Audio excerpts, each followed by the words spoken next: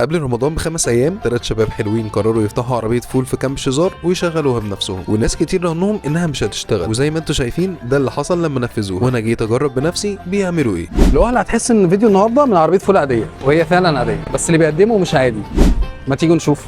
تعالوا نبداوا بطاسات الجبن. بصوا يا جماعه، ميكس الجبنه يا جماعه جامد قوي، وطعم الفراخ تحفه. نخش على الطاسه الثانيه، طاسه جبن بالبسطرمه. احلى حاجه في الموضوع اللغوصه، تحفه الصراحه.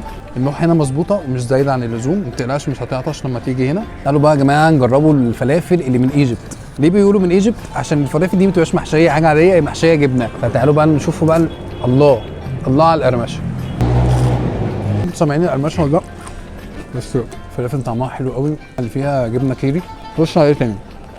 خش على ايه؟ بما ان هي عربيه فول فاحنا لازم طبعا نجرب الفول. يا جماعه في ميزه جامده قوي هنا، بيقدموا عيش فينو بالسمسم. يعني شايف حجم وشي هو قد وشي تقريبا. حلو قوي. زيت الزيتون مع الليمون، حب حياتي. بطاطس بس عاديه، والجبنه برده ما انبهرتش بيها قوي.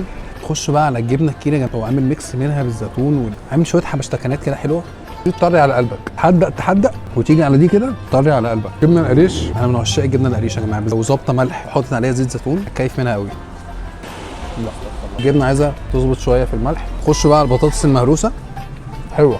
الفلافل يا جماعه الصراحه بيتقال عليها مواويل، بس لحد دلوقتي مقرمشه. يعني احنا صورنا ايه ده، لسه طالعه من النار. انا بس عندي فضول اجرب العيش ده، فاحنا ممكن نحشيه حاجه. نحشيه ايه بقى؟ نحشيه بيض. نحط جبنه كيري على البيض.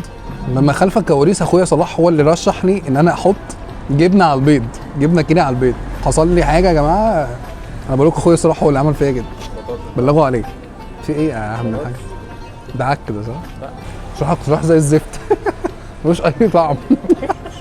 في عرض جامد قوي اللي هيجي تبع الفيديو ده، طاسه صدق او طاسه بسطرمه، ومعايا طبق فول، ومعايا طبق بطاطس زي ما انت شايف كده مليانه على الاخر. كل ده ب 75 جنيه بس. مكاننا في كامب شيزار عند عربيه المسحراتي، قدام قهوه طقطوقه جنب محطه الترام. انا عايز اللي يجي هنا يقول لي رايه ايه بصراحه. وما تنساش تعمل سيف للفيديو، وسلام.